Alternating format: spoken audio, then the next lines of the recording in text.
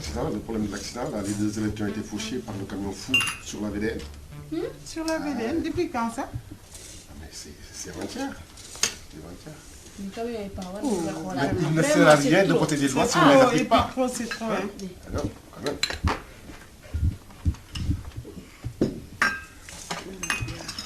Vous me servir? Ouais, comme d'habitude, chérie. Merci. Yacine.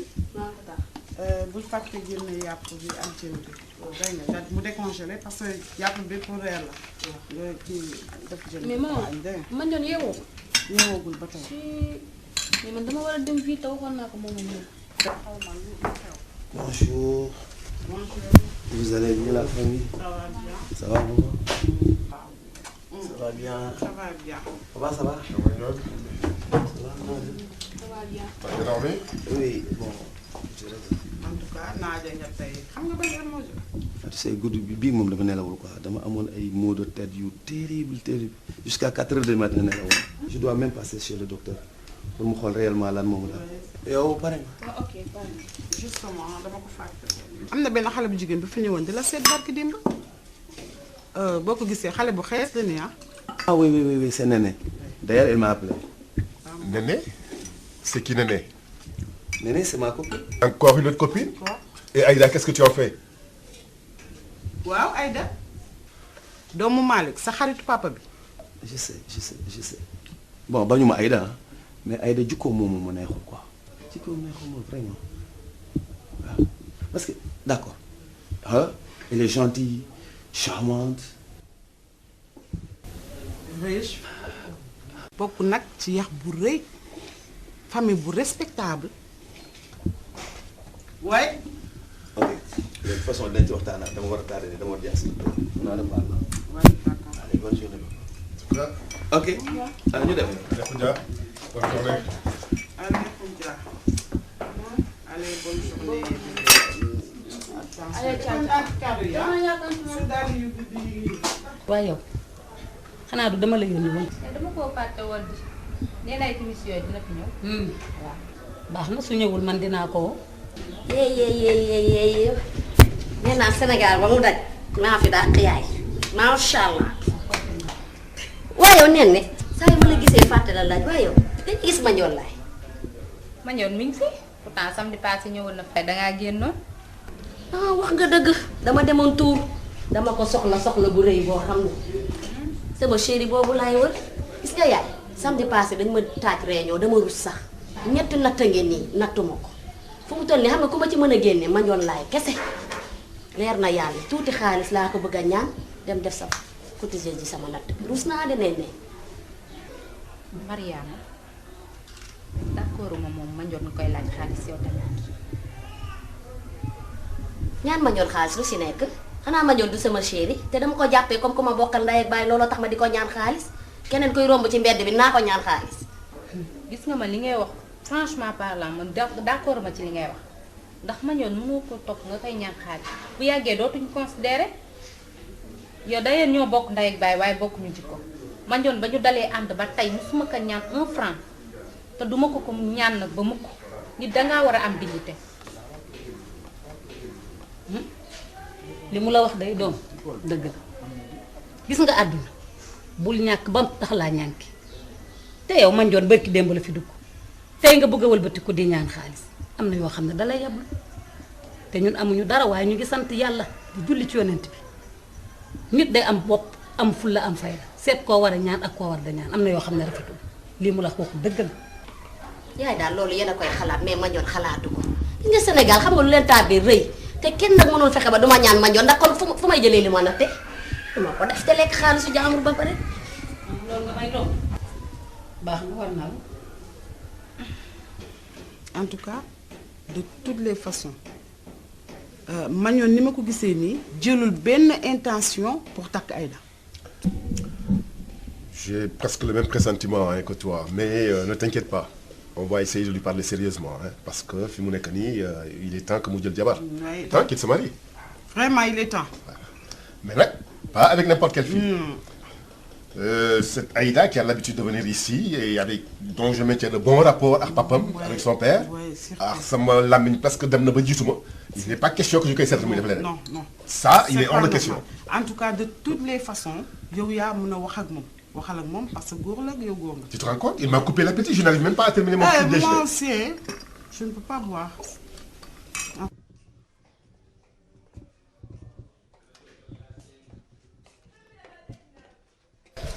cim yàlla may la wërsëg nga ne doo ko utiliser cim doon noo ma dara xaar ma dem dox bi man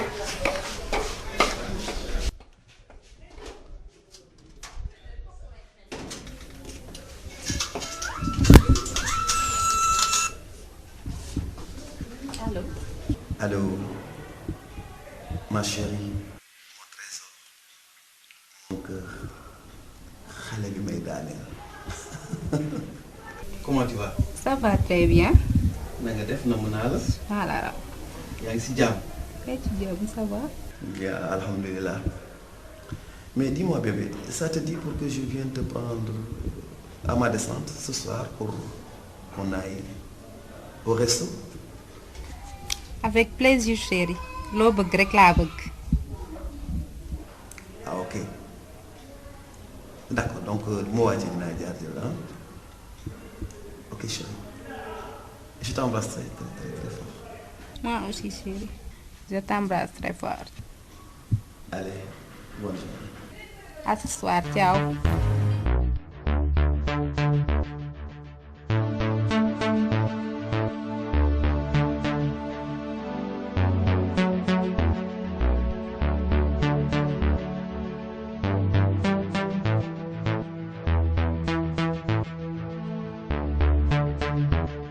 yow lii gaz bii lii yàq gaz la yow nga taal gaz firnde na nga dina ñoral ataay. dama yàkkam dama war a dem entraînement. moom foog mu gaaw toog la damay def entraînement toogal di ma ataayaal may naan.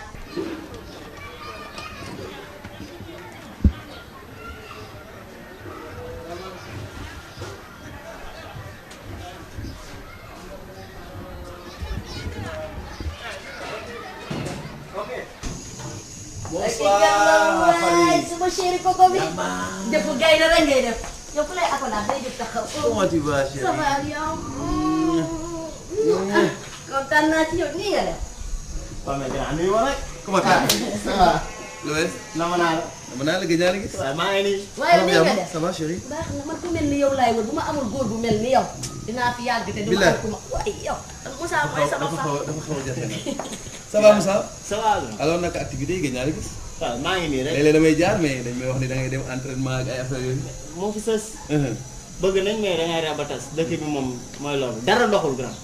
moo tax may rey sama bopp ci entraînement bi parce que dama bëgg nekk un jour un international renommé di gagné ci millions yi. ah mais bëgg nañ liggéey mais amu fi. laay. kon ci millions yi nga bëgg comme ñoom Ronaldinho ay ñoom Messi ay affaire yooyu. moo fi sës de moo tax may rey sama bopp ci entraînement bi. loolu moom c'est bien beau. mais dafa am lu ko jiitu d'abord. parce que le temps ngay toog di xaar année boobu nga war a nekk international mais ngi jéem dara fii au moins. ñaata yoon dara dama tenté ay yoon mais toujours dara fu ne déposé naa fa demande mais toujours rien dama obligé concentré wu sama entraînement yi rek xëy na dinaa mës a nekk yàlla baax na ndam jour. ok léegi grave xam nga ñuy def. léegi sa dossier yooyu nga wax nag ma koy jox man je vais tenter peut-être xëy na yàlla def si jàmm. comme ça nga am noo toogee sax parce que dañuy war ga day war si dara.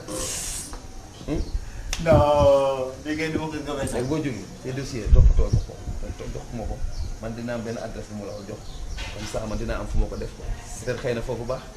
yow kay ku nekk ak yow war ci dara. daa naan nga. ah yow kii daal moo yow toogal foofu. te ñu ni si yàlla nañ ñaan yàlla rek yàlla balaa la ko alors ni leen yow. waa Nene. Nene.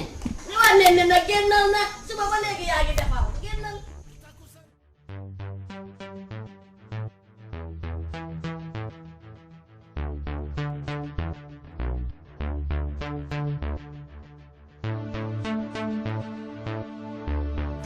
waaye ma jot ba ma rey waay. waxal dëgg rek te yàlla tax gis nga kii. benn la man mosuma gis keneen ko mel ne. maa xam lool fii rek la war a am nag kër gi kese la. yaa ngi escanté gor yi. kon may ma Toogal waay yow it. may ma benn pivot rek. mais gars yëpp dañuy teg ay kaasu pic muy trèfle mais man kër laa koy. dooga mais yow yaay aasu kër. fii dong la am de. kaay waay kaay. mën na doon dund 50 ans 90 ans laay dund. xale bi maa la bëgg maa la nopp waay. xam nga lu ma neex da ngeen a nomante. dafa xew. te lii dafa xew. dafa xew. MNT dafa xew. ay dem ñëw yow. noonu la de. lëwal baa ngi. maa ngi suukar. ginnaaw doo xaar kaas. nen ne bu ma xoolal. lu ma la doon wax grand bi amul benn problème dafa baax a baax a ba gisagoo daal. c'est kii du nit kii dafa dof laa la wax gis nga ak grand bi non on ira loin dafa baax. di lii laa doon wax sama yaay nen ci suba ñu bëgg ko dindi rek sama gémmi xam nga yàlla da lay indil wërsëg fëggal la buntu te dañ ko mën a utiliser man nen nekk sama yaay dañ may énervé leer na yàlla surtout maa nen ne mii ñett ko rek laay bëgg dóor ko ay sox yoo xam ne.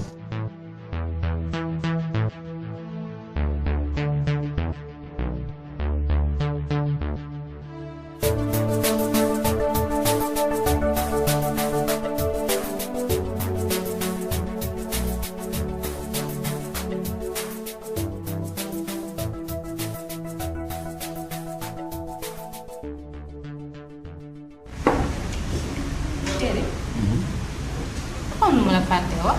loolu lan la. xesa da cee génn la fois passée bu mu ñëwee seen kër man daal sa yaay man kanam bi mu woon daal daf ma jaaxal. sama yaay. waaw nan la comporté yow. comme elle me déteste daal.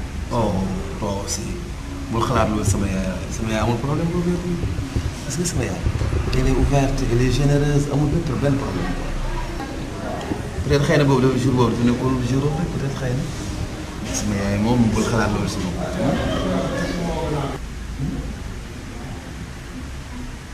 peut-être loolu la.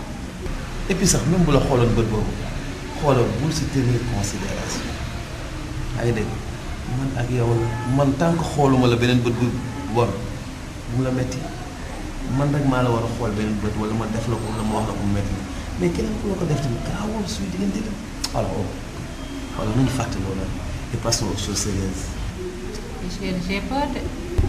t'as peur de quoi amul ragal man ak yow la déggu li ma la bu ma la deful wala ma wax la loo xam ne lu lay metti rek wala waruma la benn bët bi rek bu ma metti suñu soirée daal na neex incha allah moo gën yenn yi quoi bul xalaat.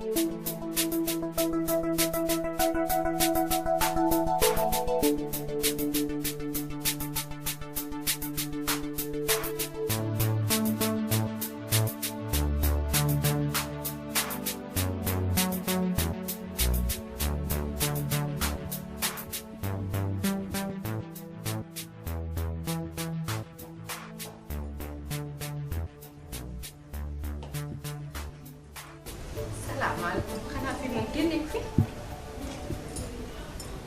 ñoom de xam naa la ak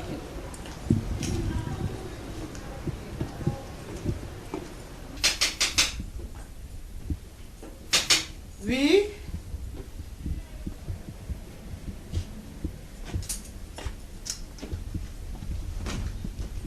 salaamaaleykum. tata naa def. maa ngi fi. ça va. gëj naa laa gis. ça va maa ngi fi. ça va bien. tata na ma ñëw.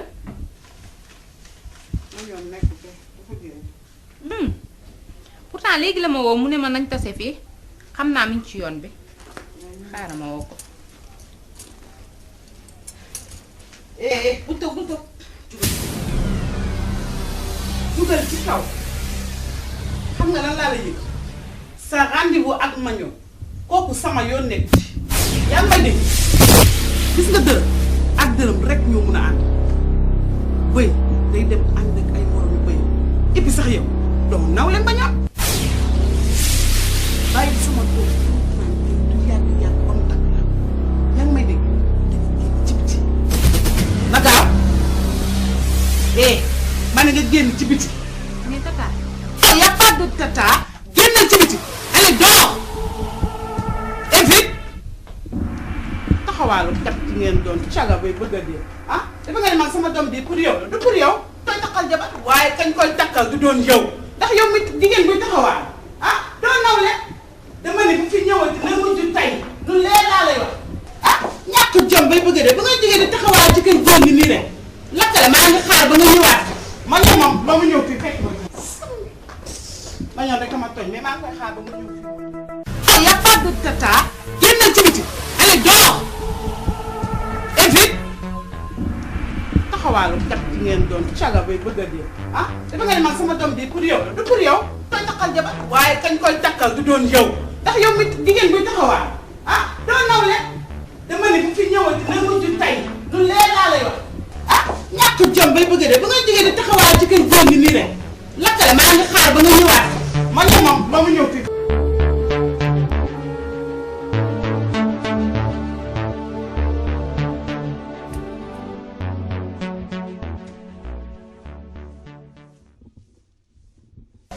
salaamaaleykum. maaleykum salaam. comment tu vas naka liggéey. ça va bien. ça va maa ngi jàpp. waaw ma ne kii. nee na ñëw fi ah. waaw nee na léegoon na léegi mais dafa jénnaat léegi. génn. waaw fan la génnaatee. te mais nag bi muy jénn dafa mel ni da doon jooy. jooy. waaw lan lay jooy. xaw ma de. fan la jaar. jénn na léegi dab ko fii si yoon.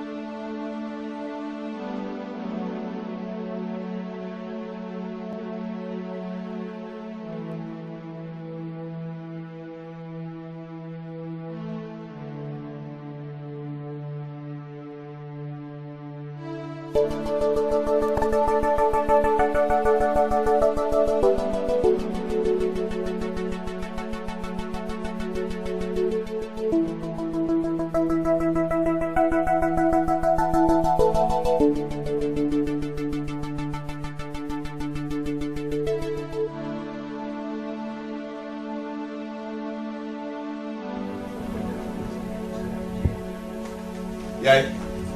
yow lan la. loo may doy. lan la nen di jooy.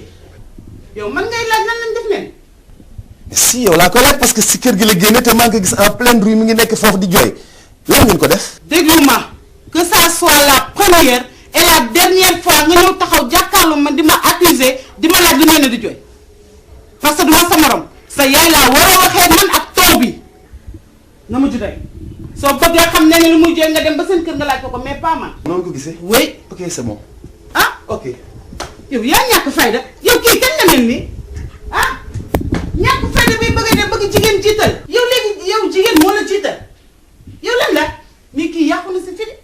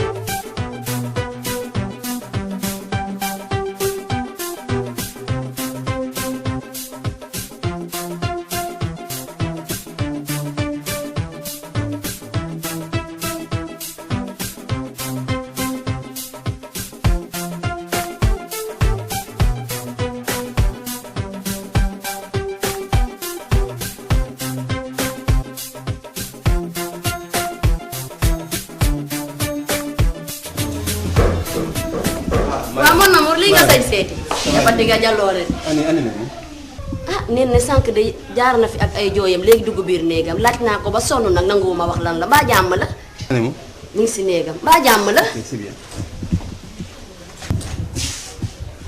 ah lii de yàlla na nekk jàmm onze billahi mi la seytaane rajim cata gaaw te sew ay cata sew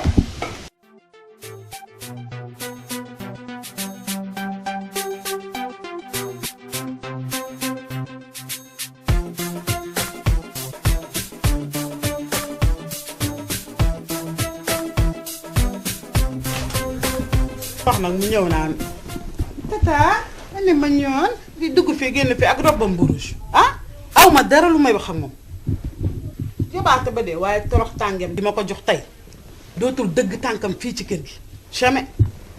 mais yow maman loolu noo ko mën a defee maman nan nga mën a toroxalee ñenn mu génn kër gi dàq ko comme xaj man damaa ruus sax billaahi. dinaa ko daal parce que ma ñoon du nawleem booy sëy da ngay sëy. Vous n'avez pas vu mon portable? J'ai un important coup de fil à recevoir là. dama seetoon sa portable. c'est que fii ci fan laa newoon fii la tëddoon. Ah, merci. maman daal li nga def moom ça ne se fait pas. nee na kat non nee na da nga ko ramassé da nga ko ñàkk kese da nga ko toroxal yow. Encore Néné dans cette maison? Encore. Mais ta maman a parfaitement raison. Si c'est pas un bordel où tout le monde entre et sort comme bon lui semble. yàgg naa leen wax ba tey na ngeen ràññee ñi nga xam ne ñoom ngeen di àndal. Vous n'êtes pas n'importe qui. Vous êtes issu d'une famille noble. C'est ça que je veux que vous vous mettiez dans la tête. Baadoom yi nga xam ne amuñu benn éducation ni savoir vivre ah ñi ngeen bëgg a jëflanteel yéen. Eh li ma wax dama bëgg a mu leer ah surtout yow. Je veux que tu sois digne de ma confiance. Est-ce clair? Je ne reviendrai plus là-dessus. Tu as bien entendu ton père. gis nga man sama papa li mu wax yëpp man jàppe ma ko dara parce que Ndiol dafay indi woon Néné pour présenter ko famille pour mu xamante ñun ñëpp mais nga dàq ko ñëpp man sa donc toi xamoon nga ni daf xale bu jigéen bi daf fi wax a ñëw tey ah xamoon nga ko ah kon complice la xam nga lan laa la yëgal soxlawuma mu ñëw fi soxlawuma ko xam bëgguma ko sax xam yaa ngi dégg bu ma ko kenn présenté ok ma ñoon ki mu war a takk présenté nañ ko suñu bopp ba pare ñun ñoo koy takk indi ko fii ci kër gi mu sëy dégg nga bu baax li ma la ok maman Ndiol boo leen ko tànnalee moom tànnal la boppam moom neneen la bëgg may leen ko Néné mu jeex jamais que mu takk ko ki mu bëgg rek lay takk te moom lay takk indi ko fii ci kër gi mu sëyal ko ok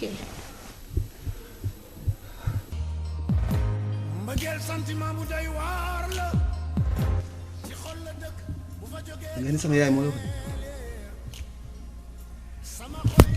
ma njoon li la ma sa yaay wax kon li ma bëgg mooy suñu relation na fi yam bis ni ki tey jamais bu fi tegati sa tànk di ma seet non bébé bul wax loolu rek wala suñu relation la yow ak man ak yow ñoo bëggante kon nañ seet loolu mais bu ñu sa xool li nga xam ne moom la sama yaay na wax lu ko neex moom la concerné mais ce qui me concerne mooy l'amour bi nga xam ne moo ñu lié ñun ñaar bu waxati loolu encore s'il te plaît dégg nga suñu relation n'a plus d'avenir comme ni ko sa yaay waxee je veux que tu ailles chercher les filles de ton genre comme l'a dit ta maman ndax nee na baadoo la wala kaana yoruma dara waaye maa ngi sant yàlla jigéen ñi nga xam ne ñoom la tànnal demal nga ànd ak ñoom te nga bàyyi ma. du ma la mës a bàyyi wala yow da nga ma tu veux me rendre dingue da nga bëgg ma yor samay ma dem ci mbedd mi di yëy ay sagar da nga bëgg ma dof wala da nga bëgg ma katakay wala da nga bëgg ma génn dëkk bi mais naka laa lay mën a bàyyee koo xam ne dama ko bëgg yow laa bëgg nga nekk la mère de mes enfants. yow rek laa gis si àdduna dafa mel ni le monde benn jigéen moo fi am muy Néné wala da nga bëgg ma yuuxu sa kaw bon pour wax na ni yow laa bëgg alors loolu nga bëgg alors je vais le faire yow laa bëgg yow c'est toi que j'aime bëgguma keneen Néné je t'aime Néné je t'aime c'est toi que j'aime yow laa bëgg nekk sama jabar yow sama papa sama yaay li ñu xam xooluma ko yow laa bëgg je t'aime Néné Néné je t'aime encore une fois je t'aime épouse-moi yow laa bëgg voilà wuy ma yow laa bëgg nga nekk sama jabar boo nangoo muy tay muy suba nga nekk sama jabar laa wax loolu doyu la. waaw lan moo xew ni mbaa jàmm la yow sa yuuxu yëpp ñëpp a ngi koy dégg. yow laay jël témoin kaay. yow laay jël témoin pour kii dama ko bëgg nga xamale leen te yow laay jël témoin kii dama ko bëgg jabar Néné s'il te plaît encore une fois ne me fais pas ça tàllal naa la sama loxo pour nga nekk sama jabar boo bëggee muy léegi muy suba muy gannaaw suba heure boo ci bëggee nga nekk sama jabar s'il te plaît.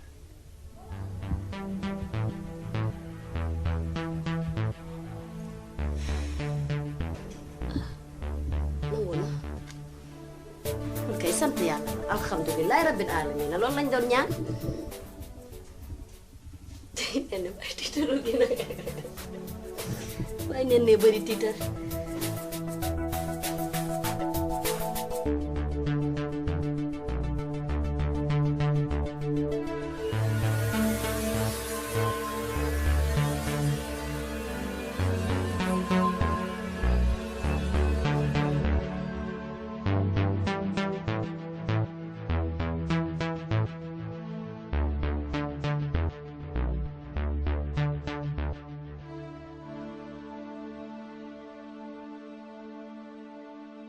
grand frère dégg naa li nga wax de mais li nga bëgg moom choix bi difficile lay doon papa ak mère li nga wax ni duñ ci mus a d'accord.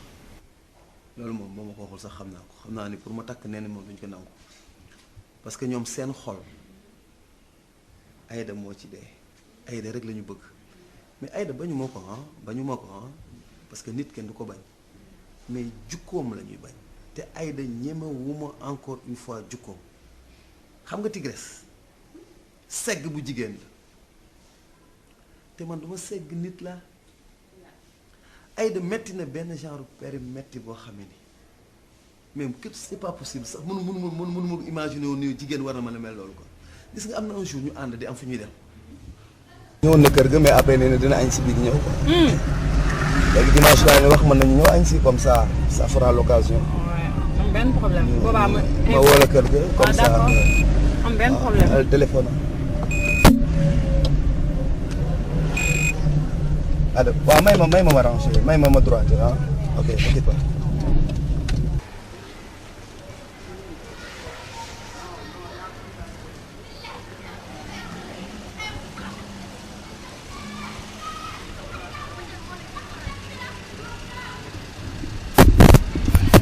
oui allô waaw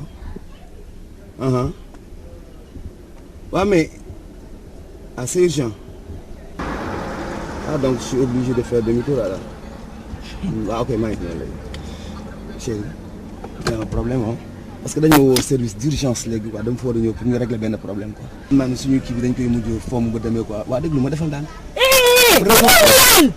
dañ ma woo. non. waaw mais dafa may ma tuuti ma expliquer le tout.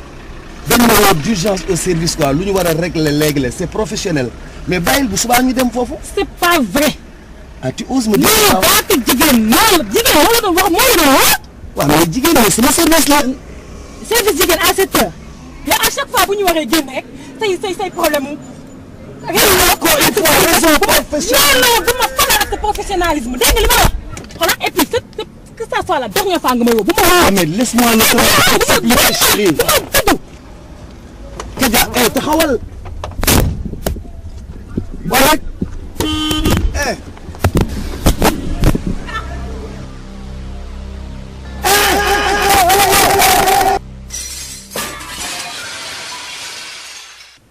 noonu daal la Aïda wàcc rek jël xeer ni rajax pare-brise oto bi. toj mais kii du nit mais Aïda moom ban façon jigéen la c'est pas possible. waaw kuy toj sa pare-brise oto tey bu subaa mënul geganooyu paaka rendi la te des na leneen de kaay ma nettali leneen am na leneen lu des loolu dama la nettali benn rek am na beneen jour boo xamee ne aussi.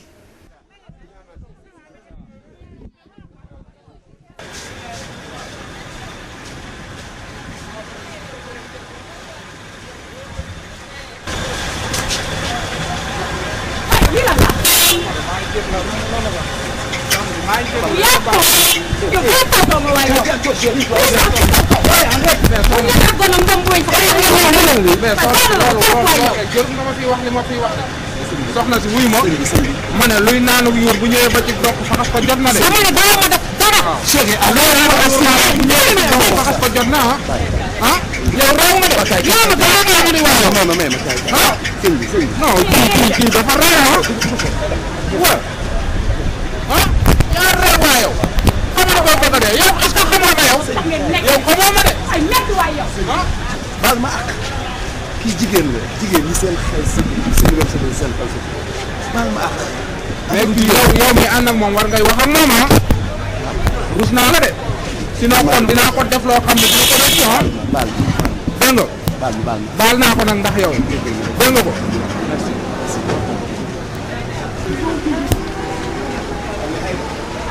mais waroo war réagir nii ah. dimbali ma yow. écoute-moi bien kii sa moromu papa la. yow li nga ay tooki doon ak problème sa baado la dañ ko koy wax. dégg nga baado li mu baado amul ay amul mag amul xay lépp lañ bëgg. loolu sa papa la koy wax. non loolu laa koy wax. mais nit dafay am. dimbali ma yow da ngaa toog toog. mais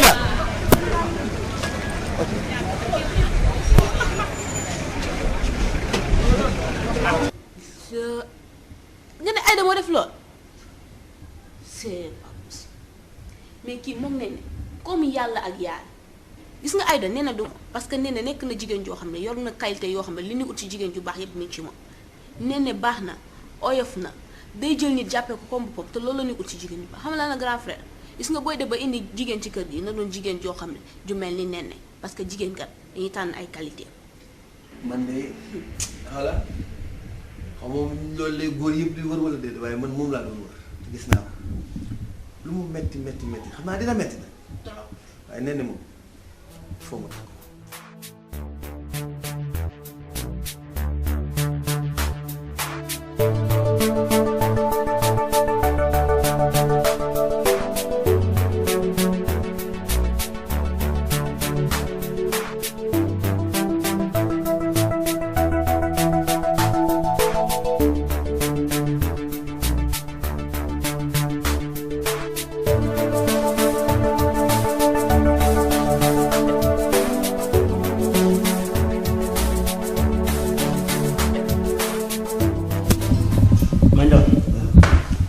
rapport baa ngi nii lépp a ngi ci biir xool ko.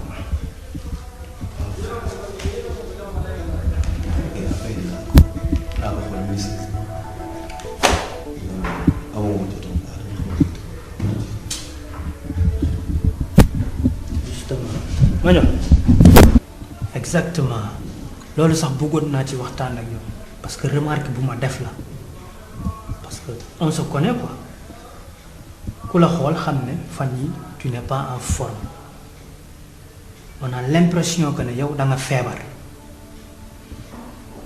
non non pourtant feebaruma de seulement je suis trop bouleversé quoi et puis dama stressé trop à cause des problèmes de ma famille. problème ban genre problème. xam nga sama waa kër maanaam ma famille dañu supporté wul sama jabar. sa jabar lu mu leen def. defu leen dara seulement ñoom d'accord ñu woon pour man ma takk ko alors finalement man ma mujj ko takk li tax ma takk ko sax sama benn nijaay moo ci jàpp ba ma takk ko mais ñoom depuis boobu ba tey vraiment dañ koy bunduxatal ci biir kër gi te xam nga ne yow da ngay ñëw kër gi di gis ne elle n'a pas de problème elle est calme douce généreuse mais daal ba tey daal mënuñu ko supporter loolu yëpp daal tax na daal ñoom daal. doy na waar léegi yow qu'est-ce que tu comptes faire.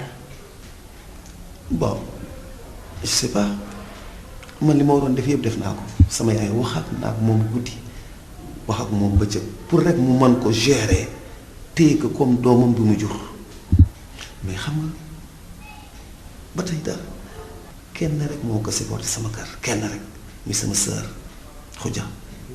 chéri xam nga lu ma bëgg gis naa sama papa ak sama yaay li ngay def ci kër gi ak li ngay def ci kër gi yëpp gis naa ko teg naa sama bët mais dama bëgg lépp lu la mun ci def ak lu la mun ci wax bu leen di jënti melal ni dara xewul ci kër gi ndax instant yi ñu ngi def kutaakut pour jéem la génnee kër gi mais bul xool loolu dama bëgg nga xool sama frère bëgg gi mu la bëgg ba indi la ci kër gi nga jéem a muñal ko ci kër gi lépp lu la def nag amul benn problème nga jàppee comme sa papa ak sa yaay bi nga bàyyi seen kër nga jàppale ma loolu laa bëgg nga defal ma ko nee ne dégg nga.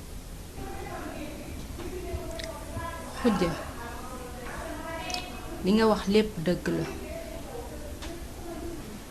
waaye Khoudia man sonn naa ndax bu doon mère bi sax à la rigueur mais xoolal ma paa bi mënuma digérer benn yoon man nag jaaxle naa trop xaw ma nan laa war a def. nee na bëgguma ngay wax loolu nan ngay sëy si kër kenn bëggu la bu la kenn bëggul sa jëkkër bëgg na la te loolu mooy nécessaire melal ni dara xew yow déggoo li ma la sa jëkkër bu la bëggee mais ñi si des amul problème sa yow ak sama yaay sa yow ak sama papa man mii toog sax sa yow ak man te boo nekkee ci gi dama bëgg ngay firi ndax sama mag bu demee liggéey ba waaj dafa bëgg bu ñëwee ngay firi mais dama seetlu chaque instant boo toogee dangay toog fermé wu tëju doo wax ak kenn bul def loolu bëgguma ngay def loolu moom day am problème de mais man tamit damay am problème bëgguma ngay def loolu dégg nga jàppale ma yow ñoo fay voilà. defal ma loolu. dinaa la ko defal. yaay suma lii laa bëgg ngay def di reetaan di firi. muñ rek moo fi sës. écoute mon ami problème boo gis am na solution tu es majeur et vacciné mais jëlal say responsabilité. am nga salaire bu baax am nga indemnité am nga des primes de voyage macha allah mais demal jël appartement nga yóbbu fa sa jabar moo gën nga koy bàyyi ci kër gi di souffrir ba pare di souffrir loo doomu jàmbur. écoute Bokar man mënuma quitter mes parents ndax sama jabar abandonner sama famille ndax problème mu jabar là je peux pas. c'est que du question d'abandon question de trouver sa tranquillité là mais boo defee loolu mën nga de temps en temps nga dem di leen rendre visite. de temps en temps nga wax mais écoute Bokar man du ma tubaab man black la africain boo xam ni dama soxla di gis samay parents à mes côtés chaque fois chaque jour bu ma yeewoo ma xool leen ñu xool ma mu nekk bëtu yërmande si man mais pas comme ni tubaab yi di def bu ñu xasee ba majeur rek sori nañ seen pap ba pare nag daal di choisir benn jour wala ñaari jours yoo xam ni dañ koy wooyee fête des pères wala fête des mères bu ko defee nag ñoom ñu ñëw yor seen bouquet de fleurs bonne fête papa bonne fête maman man je préfère nekk ci biir kër gi di gis sama yaay bu may gis jour bu nekk rek fête la ci man kon mbir mi lu mu metti lu mu tar dinaa toog ci kër gi muñ ko parce que c'est mes parents. ah mais bu fekkee mën nga ko mun tant mieux voilà tant pis bon je te laisse travailler.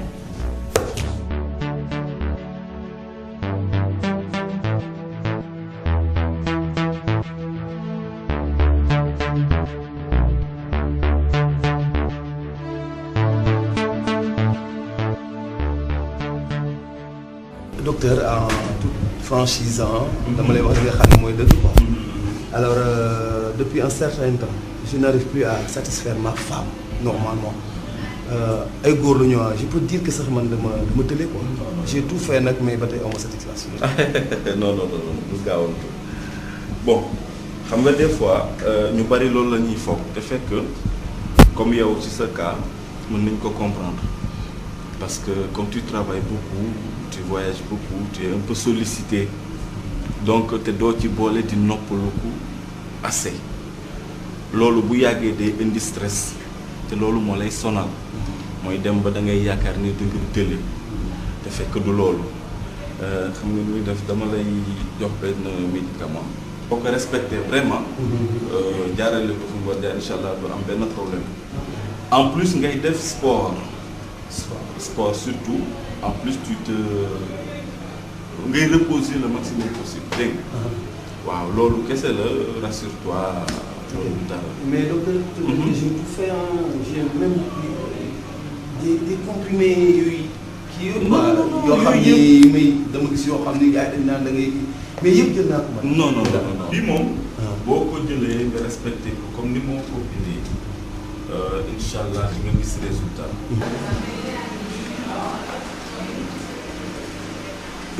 Voilà. Merci beaucoup docteur et bonne journée. Merci. Ok dinaa la wax. Allez merci beaucoup. Ok. même maa bëgg nga déglu ma doom ma wax ak yow tuuti. gi nga sëy du saa yu la neexee dugg rek saa yu la neexee génn sëy wareef la ci jigéen yàlla moo la ko sant nga war koo def te dara yàggul jigéen doo ne tey neex na ma toog ëllëg naqari na ma dem déedéet toogal jëndal bàmmeel toogal nga sëy man mii sa ndey loolu laa xam loolu rek laa lay digal sëyal te yàlla rek tax yaa ngi dégg li ma wax loolu laa bëgg rek.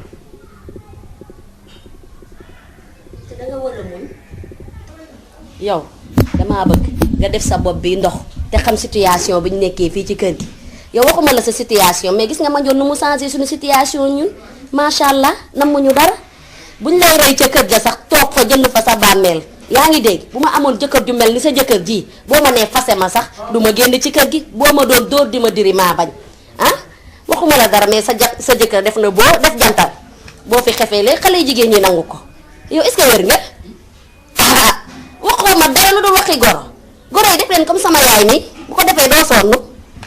salaamaaleykum. waaleykum salaam. yaa booy. waaw kay. ça va du kañ nga fi ñëw. léegi rek laa fi ñëw. ça va. ça va bien. mais sa kanam bi dafa xaw a sedd nii la. Itaadu nga sax. du la wax lu ko fi indi di moom goroom yi ñoo jote nee na mu ñëw fi yeeyawaay. Nene gis nga foofu bu ñu la naree sonal na dellu si fii ci kër gi. wala fii kenn du ko sonal boo fa naree toog di souffrir nag nga ñibbi si fii ba ñu lijjanti problème comme que Mandione moom il est incapable de gérer ses problèmes na ñibbi si ayaay. loolu sa wax la yow Moussa yaa ñàkk jom yow ba ngay chemin amoo dara Mandione na la jàppale moo tax tey nga takk cravate danga doon compter potu lampe yi amoo tous mu dimbali la ba may la liggéey nga naan ko jabaram ji tasal te deful mu jëkkëram defu ko dara loolu sa wax la. ba ci lan nag utal na ma liggéey rek day jàpp kii di ko souffrir la. buñ ne nar a sonal nga ñibbi si. fii de du fi ñëw ndax rang bi dafa seere. du fi man ma dama ngi nii ñaata at maa fi toog gisuma ko ma ne bu jour muy boo amee jëkkër ju baax mooy ci ba mu dëgër dafa nekk en rupture dafa manqué baax na. dama ne loolu sax du baax bu sa jigéen meree ñëw danga ko war a digal lu baax toogal muñ ndax mu sàkku fa lu baax ndax ëllëg du ku mer rek nga nekk fippul mu génn dem déedéet àdduna du noonu man dama muñ fii moo tax tey lu ma fi am maam ko fi lu ma fi fekk rek dama ko muñoo lii ma la wax nag laa bëgg nga def dama ne nga jóg ne mottu dem bala la faa sa jëkkër ji jiitu kii wax ji muy wax bu ko déglu xoolal ma jeex rek du dëgg soo demee na nga muñ du muñ la wax boo demee na nga muñ affaire de daal laa fi dégg loolu c'est du passé daal moom léegi dee rek. yow kenn waxul ak yow. soo demee defal li ma la wax ay ca muñal muñ laa la sant toogal muñ ba dee. jëkkëru gaynde sax daa yombul ci jamono ji sama mag de moom lay xaar te amagu ko.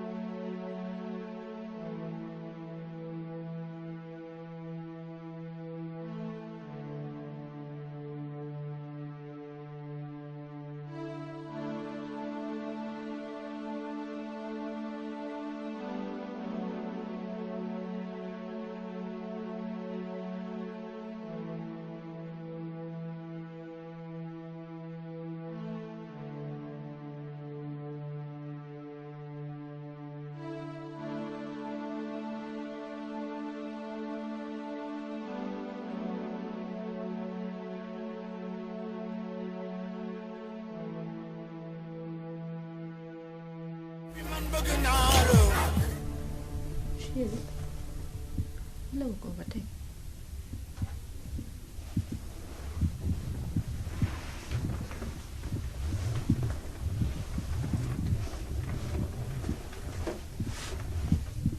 deux heures du matin nelawu ko ba tey lan la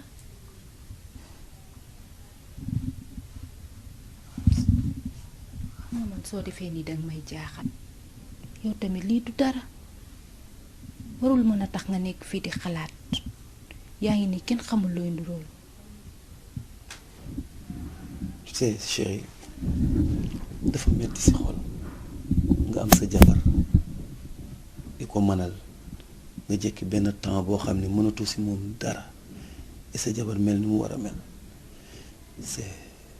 c'est dur dafa metti c'est dur à avaler vraiment. bébé dangay respecter say conseils yi la médecin yi jox moo gën. j'ai tout respecté et tu as vu que médicaments yu ma prescrire woon maa koy jël li ma waxoon ni ma peut-être dama stressé maa ngi reposé suffisamment jël naa ay congé noppalu ji naa fii dem naa noppalu ji feneen def naa sport mais j'ai tout fait mais jusqu'à présent rien. chéri li nga def lépp baax na waaye man nit su ma sañoon nga yokk ci fajum olof mi lu mel ni sunguf yeeg reen yi et pourquoi pas nga seeti sëriñ yi on sait jamais. On ne sait jamais. Pourquoi on ne sait jamais?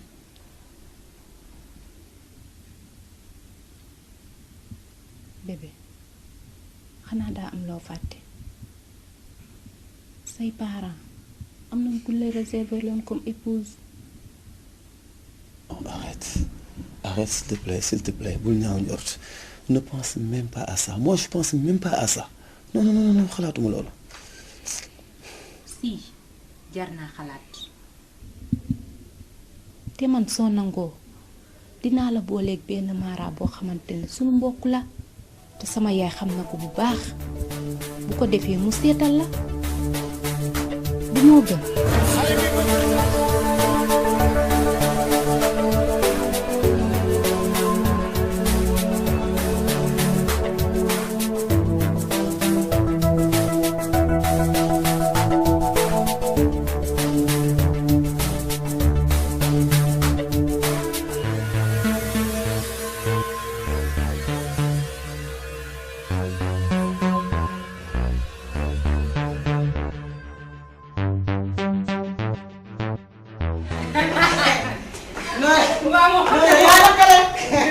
non doo fàtte. ñu ne danaa nopp de moom. dama war a noppaat yaa ngi fàtte. xam nga lu ma dérangé woon ci bopp. lu ma seet rek daal di camembert bëgg ma rey. mooy ba ñu ñëwee te nga invité ñu sa kër da nga fàtte. mbaar waaye nga jékki dama ki ma jaar may la dama waar non xale yu góor yi non sama far boobu laa doon bàcc sama far yi. waaw nee ba li mag. nee na yow lakka la ngeen de kër goo xam ne kenn mënu fi nelaw kenn mënu fi seetaan rek ah ngeen di xàqataay di yuuxu nii ah mais vraiment yéen di àq la nag ah. waaye yow nee na sa goro bi lii ñu fi wax nii rek mu mel ni ku mer nii wala lan la damaa jax dama tiit sax. kii boobu kii de tey deful dara. ah. depuis que ba ma duggee ci kër gi ba tey nii la dëkkee ak man chaque jour ay problème rek. c'est que doo ma comprendre parce que bu ñu liggéeyee déggante rek nga defee na dara la du dara jàmm la waaw nañ ma ñoon mi ngi fi mi ngi si jàmm. waaw gars El Hadj moom mi ngi ci jàmm mi ngi sant yàlla bu baax sax c'est que dama toog xam na namm la sama xel bi yëpp nekk ci yow ma ne il fallait que rek ma woo la waaw mais bul wax dara dama la namoon rek allez bisous allez fóot naa la xale bu jigéen allez ciao. Tata dama bëggoon dem seeti sama yaay.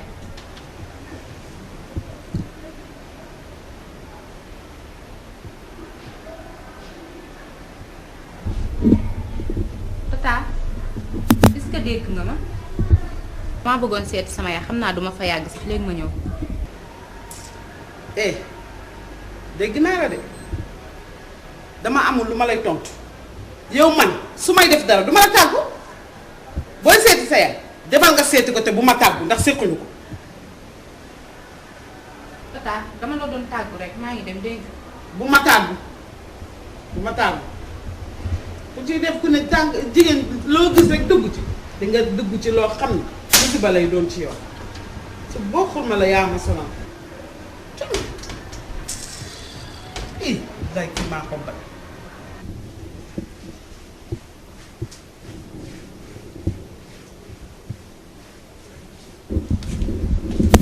waay sàmm lii de la ñuy wax baadoo la xamul yee la yow fii nga tëdd war nga fee tëdd du sa place xam nga fi nga war a tëdd demal nga tëdd fa nga wàcc sama fauteuil yi fauteuil dafa cher maa xalla seen kër xamu leen ko ay chaise ngeen xam ak ay banc moo tax ngay ciy tëdd jógal ci kaw te bu ma la ko wax ñaari yoon waaye yow kii nga war a fomp mënul fomp ci sax ndax yow ah. mais ay yaay mënoo bàyyi kii yow la bañee mu tëdd fii. yow waxuma la ba tàyyi su ma waxatee bu ci teg baat. pourtant yow danga fiy tëdd chaque jour. ah yow bàyyi bi nga may tëkkalee bu ma waxati ngay wax wala déggoo ma yow fompal fii gaaw léegi te na set baadoo la moom baadoo la rek la mën a ne doo ko sang ba tax du doon baax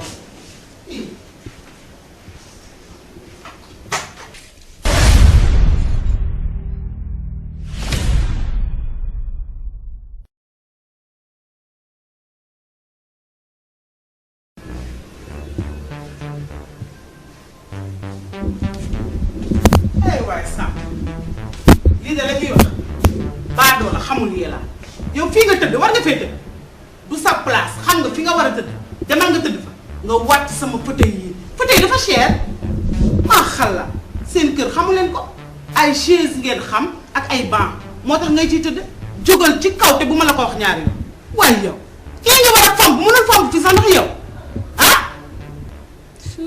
mais ay yaay mënoo bàyyi kii yow la bañee mu tëdd fii yow waxuma la ba tàyyi su ma waxatee bu ci teg baat pourtant yow danga fiy tëdd chaque jour ah yow baadoola bi nga may tëkkale bu ma waxati ngay wax wala déggoo ma yow fompal fii gaaw léegi te na set baadoola moom baadoola rek la mën a ne doo ko sang ba tax du doon baadoola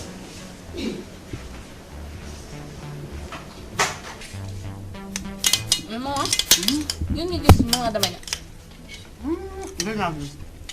mais il paraît que sama moom bi dafa toxu léegi mi ngi këram gi nekk Cambérène en face ancien mairie bi ah kon léegi dafa jëlee parcelle ñëw Cambérène toxu na sama benn copine moo ma ko wax ah bon xam nga ne moom dafa mën a defar non macha allah moom kay day def ba mu baax moom nee naa la bu ñu lay taq fa laa la yóbbu moo yow kooku sama partenaire la loxo bee set loxo bee set macha allah moom macha allah moom dëgg nag yal na ko yàlla defal ca dafa baax nag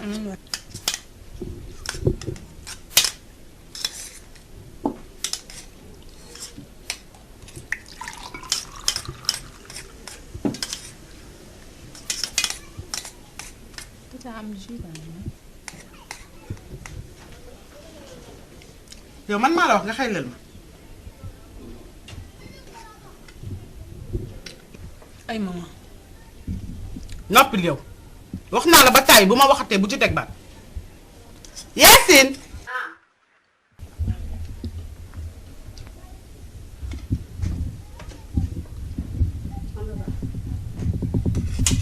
tural ma jus bi nga indil ma verre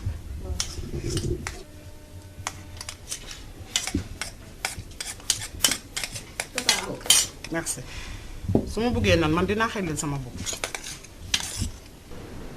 kii boobu lii de laay dund ci kër gi man lii daf ma jaaxal sax yow de yaa ma mën yow nee na wàll bu jigéen nga lii duma ko nangul kenn duma ko dundal kenn lii dundee metti lii est-ce que amati na ah man nan laay def damay xuloog moom wala ma weranteeg moom ci kër gi dama koy jàppe rek comme sama yaay peut-être dund mu jeex rek wala dee mu jeex waay Samb kon ci dee nga ko wékk dund bu jeex wala dee lii fan la amati li amul fenn kenn defatu ko kenn nangootu ko yow sama kër ngay am looy bañ ak looy bëgg xoolal jëlal sa saag bi te nga romb ma ni ci biti man kenn duma dàq ñaari waa ci biti rek nga gaaw ci kër laa génne fan ngay jaay kër waaw nga sol lu baax moo ko gën kii ngay toroxal waaye man du man ci sa tax sa bopp boobu waaw jërëjëf kantaa yow nag moom na nga bañ a xam sa bopp rek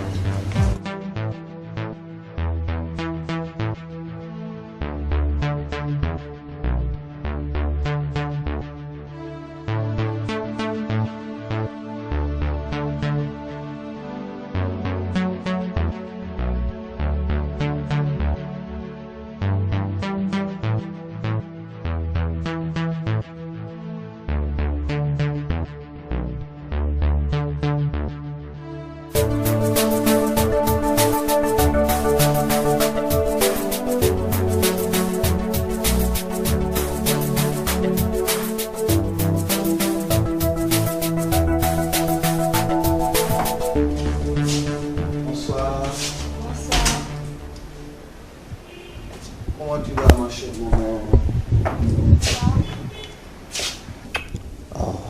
Comment tu vas m'accueillir? Qu'est-ce qui se passe aujourd'hui? Tu es malade, le rêve? Je suis un peu malade.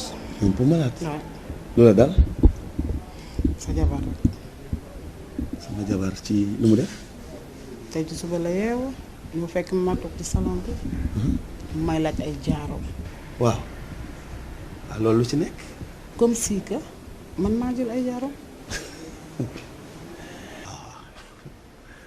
arrête maman il y a nuance entre une accusation ak laajte dafa ñëw ni la ndax gisuloo samay jaar alors da nga ko waroon wax ni gis naa ko wala gisuma ko mais bokkul ak ndax yow yaa jël sama jaar donc accusé wu la yow tamit yaay ah. yow bu may seet dafa mel na nga ànd ak sa jabar ci li muy def en tout cas je vais te dire une chose nee na respecté wu ma joxuma sama cër xamul man may kan daf may mën a respecté yéen ñaar ngeen bokk toog ci kër gi mënumaa respecté yéen ñaar ngeen ànd génn ci biti. yaay yow yaa gën a xam ni nee na respecté la nee na fonk na la nee na teg na la sa place ah nee na daf la teg comme yaayam ji ko jur. nee na respecté wu ma fonk ma xamul man maay kan xamul ne maa la jur de parce que lu ko nekk lay def ci kër gi. te sax nee na man li ma metti ci moom mooy dafa ay gaaf. maman encore une fois arrêtez l'accusation yi ngay accuser doomu jàmbur lii ngay wax doomu jàmbur am nga dooma man sa doom laa xujj sa doom la tey bu ñu ko demoon tey di sëy si beneen kër ñu wax ko lii du ko neex donc bàyyi li nga doomu jàmbur bi ngay accuser encore une fois vraiment ça me dérange ko. jàpp ma ko de xam nga lu ma metti ci moom man xam naa ne du la mës a jural doom kër gi du fi mës a am doom. mais attends li ngay wax mu ngi bëgg sérieux nga ni du am doom te du mës a am doom. du mës a am doom. kon yow dafa mel ni kon xam nga ci dara maman lu tax nga wax nii. dama ci am lu ma leer moo tax ma wax ko. waaw mais loolu moo tax ma bëgg xam lan moo la ci leer wax ma au moins ma mën a comprendre ko da nga ni du mës a am doom du am doom te du mës a am doom léegi kon wax am nga lu leer. am naa lu leer wax ma lan la moom. attends doo demee noonu ah doo jaxase sama xel ba pare bëgg a demee noonu lan la lu tax du am doom mais maman yow lay déglu wax ma. ok très bien alors boo ma waxul man ma wax la man dinaa la wax. lan nga may wax. Cissé. ngeen def naka waa kër jàmm rek. mbaa jógewu leen sore dox ngeen naaj ji. naaj bi daa xaw a tàng moom. sama yaay sax mu ngi la doon nuyu. sa yaay dëgg la na ngeen xale yi ñu ngi ci jàmm. ñu sant ñëpp ngi fi alhamdulilah. sa yaay nu mu kii kanati la sax. yow kon xàmmeewoo ma de. waaw ma ne ko gañe nga ma de. dëgg la ma ne ko gañe nga ma de. man Mati mooy sama yaay mais Mati Cissé sa jigéen. Mati Cissé mel na. mel na waa. waay yow ngay sama jarbaat nga. kële laa gën a xam nu mu tuddati Moussa. Moussa waaw moom daanaka moom lu bari daf fiy jaar. waaw ni ma sama yaay ngi lay nuyu. dëgg la sëñ bi na ngeen def. naka waa ga naka njaboot bi. nijaay kii sama jëkkër la Mandione la tudd. Mandione na ngeen def. barikaala alhamdulilah. daa amoon nag ay jafe-jafe ma ne woon nag ma andi ko fi ngeen waxtaan man nag maa ngi jóg may leen chéri. ci waxtaan yi moom amul dara ñu ne bon voilà sëñ Cissé man de sama jabar ji moo sàkku woon tey pour mu ànd ak moom ñëw ma amoon tuuti tolof nag te ay benke ñenke ki gàllankooru àdduna maanaam ba ñu sëyee ba tey daal bi ma doxee diir daal si la ma loolu arrivé maanaam góor laa mais ngay góor jarul ma la koy nëbb sa jarbaat bi ba ma ko takkee doon naa yëg sama bopp normal waaye bi ñuy doxee ak diir nag yëgatuma sama bopp daal maanaam du ma nëbb wax bi du ma la ko sa wax maanaam mënalatuma ko dara daal dama tële tële boobu nag dem naa ci wàllu docteur jéem nañu ba sonn waaye amul saafara dem naa dëkk yu bari pour faj loolu waaye yàlla dafa def ba tey daal gisuma ci tan moom nag xëy na moom ma poussé ni ma am naa sama benn nijaay boo xamee ni suñu mbokk la bu ma la fa yóbboo yàlla mën na def ngeen gis ci tan loolu yaakaar naa ni mooy sama tànk pour nga jàppale ma ci loolu xam nga sëñ bi nga am jabar mu nekk xale bu tuuti mënaloo ko dara dafa metti. dëgg la li nga wax moom dëgg la am jabar moom bu nekkee xale te nga tële moom dafay daal di xaw a doy waar waaye nag kii sama jarbaat la comme yàlla wommat na leen ba ngeen ñëw fii sant yàlla rek bu soobee yàlla moom yàlla li mu may woon su ko nanguwulee alhamdulilah rek. yow nan nga tudd sa tur ak sa tur yaay. waaw man Mandione laa tudd sama yaay mi ngi tudd Anta.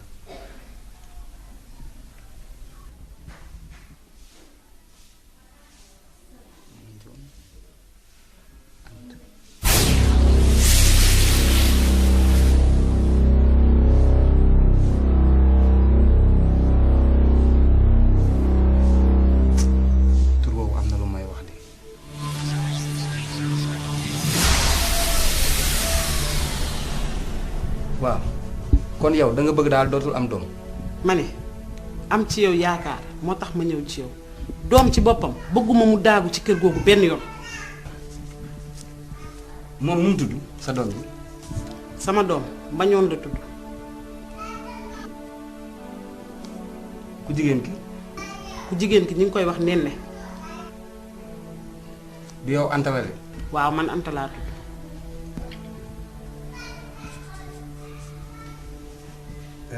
gis nga li may def su ma ko defee ba pare dinaa la wax ay mbir li wërta leer mooy dootul mënalati jabaram dara te xam nga su tële daal nay ñëw. ok loolu de laa soxla. gis nga li ma lay wax nii. du caaxaan du hasard. dëgg la. bu soobee yàlla bu ma ko jàppee. li nga bëgg di nga ko am. fas yàlla yàlla baax na. est-ce que d'accord nga ci. d'accord naa ci bu baax. moo ma tax a ñëw bu wér a wér. mais sëñ Cissé ki nga ma fi nettali nii mais ki sama yaay la sama yaay ji mu jur laa wax de nàmpal ma dama yaakaar na nga jawaat. non du jaawale lii du jaawale parce que daf li ma wax ni ma yow Mandione nga tudd. moom mi fi ñëw Anta la tudd. waaw yow sa jabar Nenne. noonu la de man Mandione laa tudd sama yaay Anta la tudd sama jabar Nenne. loolu moo tax ma ne la du jaawale te jax rax si dolli li tax moom mu ñëw fi dafa ni moom àndul woon ci sëy bi. waaw yow sa nijaay jax moo takk sëy bi. moom la parce que bi mu bañee sëy bi dama taal sama oto dem ba sa Cambérène sama nijaay taayir libaas aan taayir ni ko sama yaay nanguwul sëy bi moom ak sama yaay ñoo bokk benn baay moom moo dox sëy bi kon comme ko wax nga si nijaay boobu moom la sama nijaay libaas